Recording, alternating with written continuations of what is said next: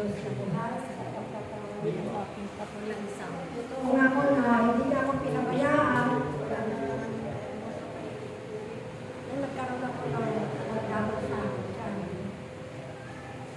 Pero napakabay talaga ng ating Panginoon sapagkat hindi na ako pinabayaan. Amen. Ito nga ako na dumakensya ko. Hindi ko alam pa ang gagawin ko. Nagtatanong pa naman na kapag in-interpret ako, kaya lang hindi ko sa sobrang sakit. Huwag kang bibirit kung kumakanta ka para hindi natin Ay, kuha hindi, niya. nakakita po ako. Kahit na, at magpapagigil. Basta alam mo ba, matagal. Kasi hindi pangilip yan.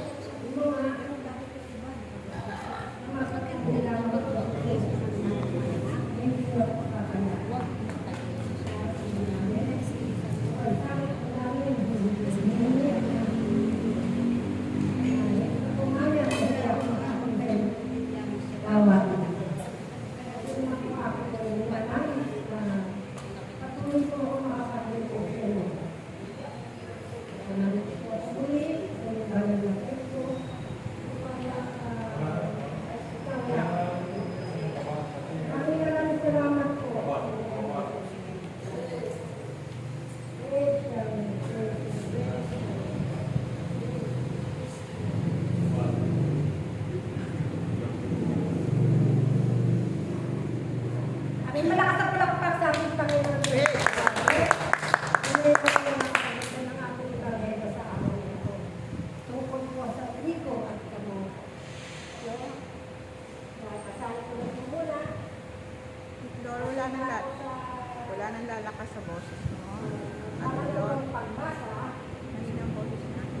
Mahina daw ang boses mo, Mar. Ate, Lord, pwedeng malakas. Laksan mo sa Laksan. mahina daw. Sa record yan. ayun sa Panginoon, ang paniwala ng ating Panginoon. Mahina ang boses mo. Ang naghatid ng mabuting hinggil ay ang anak ng tao. Bukas ba yung mic? Ang bukid ay ang sanlibutan. Bukas ba yan? Ang mabuting hinggil ay ang mga anak ng kaharian. Bukas.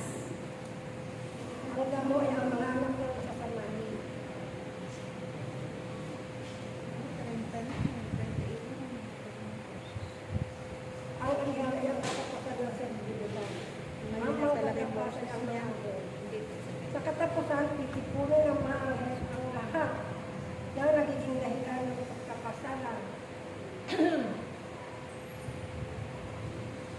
At lahat ng ulangan masama, pero ang mga matuwid ay magbubungin at parang araw sa kanya ng kanilang.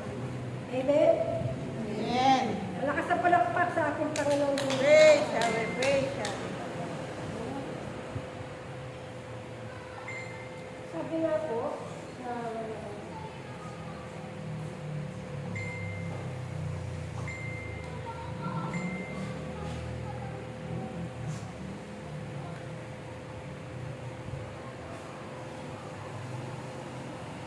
na ang naghahasit ay ang ating Panginoon. Ang ating Panginoon Jesus. Kaya lang,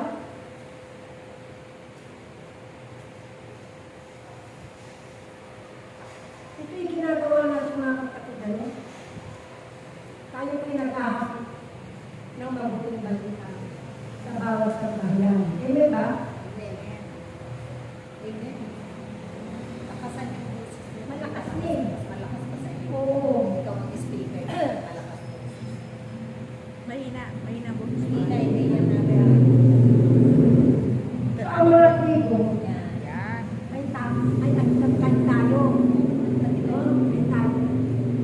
Ngunit, sabi nga, tinapanan ng mabubuti at masama. Kasi sinabi ng ang tao sa ating Panginoon, kung yun ay sa tao na naghasik ng trigo. Sabi niya, bunuin na po namin ang damo.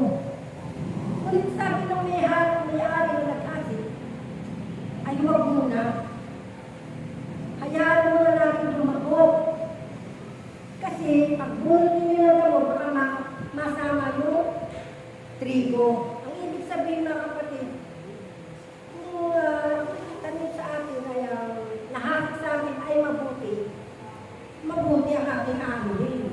Amen ba? Pat. God is good! All the time. All the time! God is good. The will of the Father. Yes, I Yes, I did. did. The will of the Father. Handa na po ba kayo makinig? Amen. Kikinig kami. Yun nga, na yung ating itatanim na bilang trigo Yan, malakas. ay yung mabubuti. At ang damo ay yung masama. Kaya nagsabi sa akin na sa nag-asin na yun, kung bubunutin yung damo habang yung trigo ay ang damo ay nakasama dun sa trigo. Ibig sabihin yung trigo, yun ang mabuti. At yung damo yun ang masama. Yun yung damo. Kaya nagsabi na, bunutin mo ba namin ang damo? Wag, sabi ko nag-asin. Kasi baka masama yung trigo. Kaya natin lumago at tsaka natin bunutin. Amen ba? Si sister ko. Ay, hindi na ako sa natin. Oo, kami. No? Kaya hindi pumayag yung nagkasi ng trigo. Kasi gusto ng damo na makaisa ng trigo. Kasi sabi ko nga sa inyo, ito yung labanan ng masama at mabuti. Kaya hindi pumayag yung maghahati. Hintayin natin silang lumaki, lumago. Upang sa kanilang paglago, ay madali na natin maaalis, maihiwanan yung damo sa trigo. Diba? Yun ang pagkakaunawa ko eh. No? Kaya nga mga kapatid, matalinhaga talaga no? Kaya nga nagsabi na lang ating Panginoon sa pamamagitan ng talinhaga. Pero,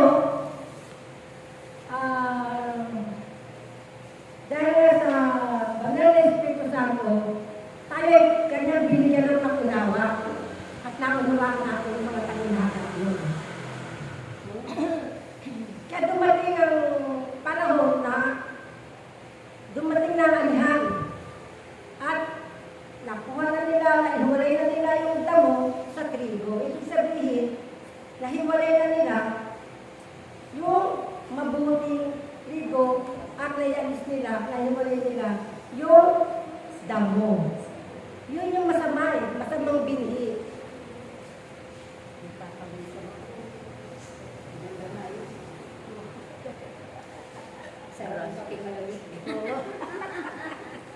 Kaya nga po na sa ating ginagawa na ito ating mga kapatid, na tayo humahalo, tayo nagtatanim. Sapagkat tayo yung trigo. Amen ba? Amen. Tayo yung trigo, hindi tayo ang mga damo. Kaya nga pinagsisimula pa natin na umayon tayo upang ipalaganap natin ang mabuting balita ng ating Panginoon. Amen ba? Amen.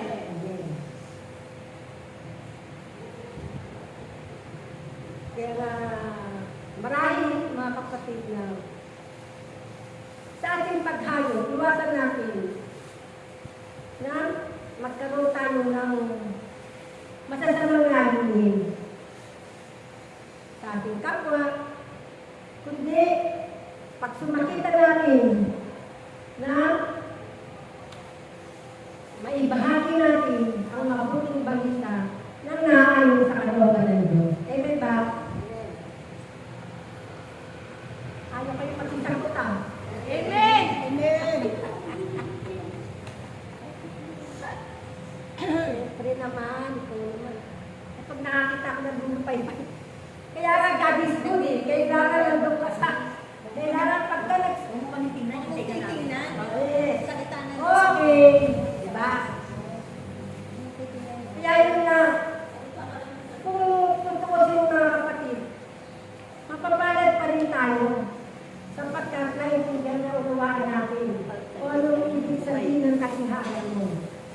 trigo at ang damo.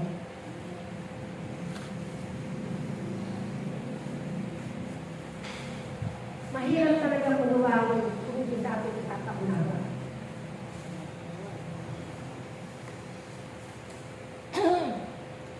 Medyo kinakapos pa.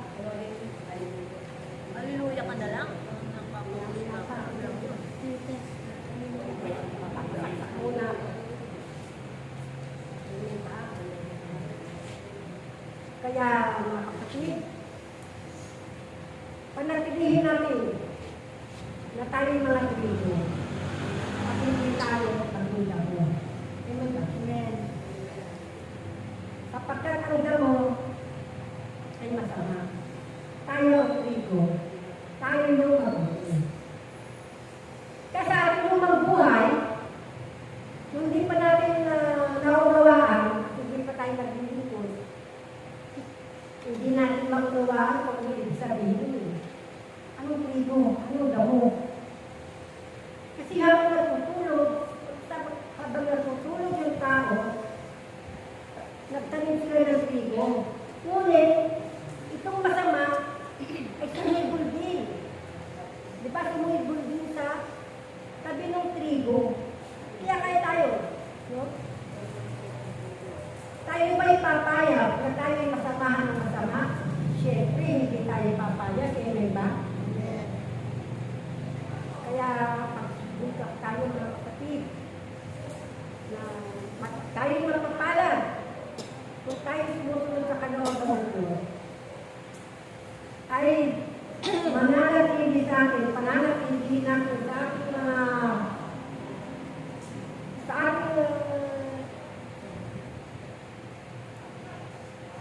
sa ating buhay na maging patuloy na maging trigo at hindi damo. Kasi ang damo ay binubulot at itinatawag. Kaya natin na pagdating ng panahon, ang Diyos ang makagawa nito. Siya ang magbubulot at siya ang maghihiwalay sa trigo at sa damo. At yung damo na yun ay itatapon na.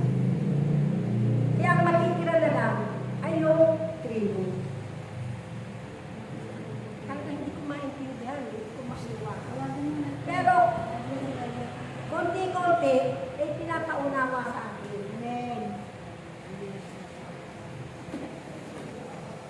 Pinaunawa sa akin ng Diyos na kailangan na isiksik natin sa isip na tayo manatiling trigo at hindi damo. Sapagkat kung tayo magiging damo, hanggat-hanggat at kung hindi tayo magbabago at hindi tayo susunod sa kalooban ng Diyos, tayo ay magiging damo. Gusto niyo ba yun? Siyempre hindi. Kailangan mapanatili natin ang trigo sa ating buhay. Amen ba? Amen. God is good. All the time. All the time. God is good. Kaya nga, napakabuti ng ating Panginoon, mga kapatid. Kung tayo po ay susunod sa kanyang kalooban at tayo hindi humihiwalay sa kanya, ay hindi kailanman tayo magiging. Tayo ay mananatiling trigo. No? Kasi alam mo na naghahasik ay ating Panginoon. No? At yung mga damo ay makasalibbutan. Kung ikaw ay nananatili sa sanlibutan, na meron kang tingting na kasama sa iyong puso, kailanman kapatid, hindi ka magtatagutan. Ngunit kung ikaw ay mananatili sa kanyang kalooban, kailanman ay hindi ka mapapahamak. Amen ba? Amen. Kaya, mga kapatid, bigyan mo nga muna na. Hallelujah, hallelujah, hallelujah. Hallelujah, hallelujah, hallelujah. Hallelujah. Kayong lahat Hallelujah. ay ay laging pakinggan Hallelujah. ang mga aral at katuruan ng Diyos at inyong pag-aralan Hallelujah. sa araw-araw ng inyong mabuhay. Hallelujah. Hallelujah. Huwag ninyong hahayaan na hindi ito mapangalagaan lagi. Hallelujah. Dahil kung ang kalooban ng Diyos at Hallelujah. itinagdal sa inyong mga buhay Hallelujah. ay Hallelujah. mabuti. Hallelujah. Huwag ninyong pipiliin na kayo'y mapapahama. Hallelujah. At huwag ninyong pipiliin Hallelujah. na hindi kayo mabubunan Hallelujah. hanggang sa kayo'y Hallelujah. nandito pa sa Hallelujah. sanlibutan. Dahil sa pag-usad ng panahon, ang unting-unting pagbabago nito, ito'y inyong pusong pasalamatan at papahalagan lagi. Hallelujah. Dahil hindi ninyo nararapat pangunahan ng Diyos Hallelujah. sa lahat ng kanyang ibig itakda sa inyo. Hallelujah. Hallelujah. At ito naman nawa ay tatandaan ninyo Hallelujah. kung ano Hallelujah. ang kalooban at itinalaga niya Hallelujah. sa bawat buhay ninyo. Hallelujah. Kayo man ay pinagkalooban ng mga kapangyarihan na gagamitin ninyo sa kabutihan. Hallelujah. Naway, huwag ninyong kaliligtaan Hallelujah. na Hallelujah. ito'y sumahin na. Hallelujah. Ah. Hallelujah. Pahalagahan ninyo ito Hallelujah. na walang masasayang na panahon at oras at Hallelujah. pagkakataon. Hallelujah. Dahil kahit man ang Diyos ay laging nagbibigay ng pagkakataon. Hallelujah. Kung hindi man ninyo ito pinapahalagahan, Hallelujah. magiging walang kabuluhan ang lahat-lahat Hallelujah. sa inyong paglilingkod. So, kailangan mga kapatid ating pahalagahan ang ipinagkaloob sa ating nakapangyarihan ng ating Panginoon. Amen ba? Amen. Sapagkat kung ito po, ang kapangyarihan na ito ay hindi natin pahalagahan, kahit man tayo ay maglingkod sa Kanya ng buong araw, kung wala naman sa ating puso, ay wala rin katutubasan. Amen ba? Kaya kailangan, ito ay ating sundin at tutdin ang kalooban ng Diyos upang tayo ay hindi magkamali. No? So kailangan dito, ay kailangan hindi maputol ang ating ugnayan sa ating Panginoon. No? Kailangan lagi tayong nakaugpong ang ating relasyon sa ating Panginoon upang hindi tayo mahiwalay. Sapagkat kung tayo ay hiwalay sa Diyos, ano ang ating kasasakitan? Kasamaan. Amen ba? Kung tayo ay susunod sa kalooban ng Diyos, tayo ay damadaan sa kanyang pinadaanan. Bilang lingkod ng Diyos, na tayo ay kanyang inibig, tayo ay kanyang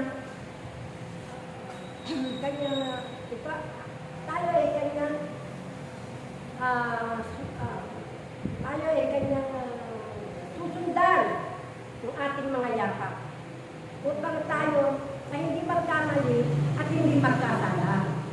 Amen ba? Amen.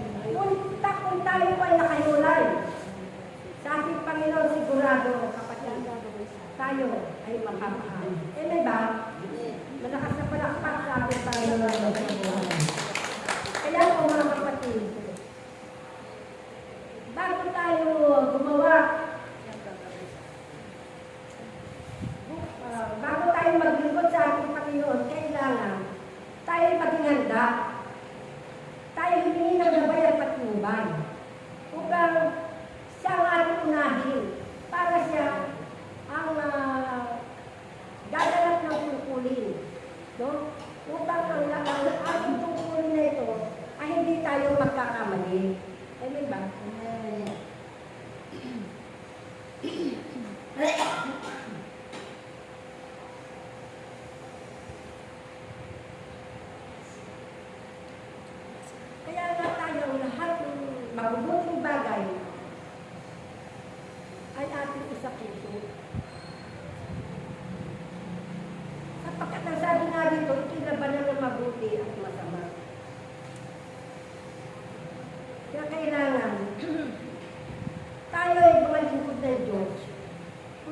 unahin po siya sa lahat ng oras.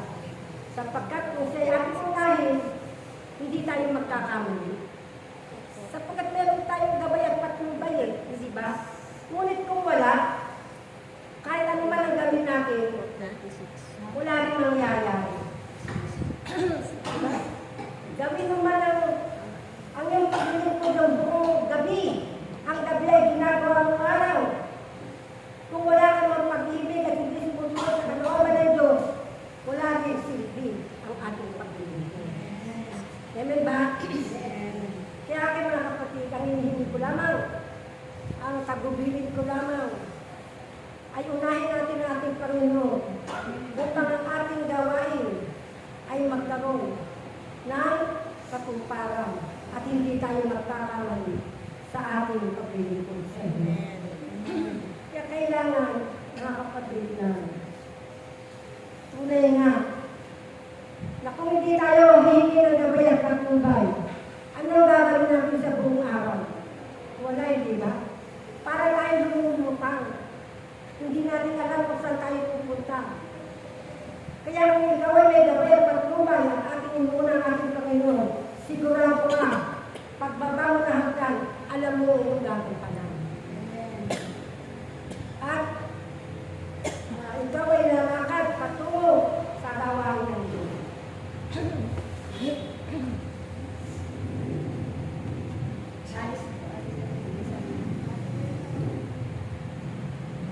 Amen ba?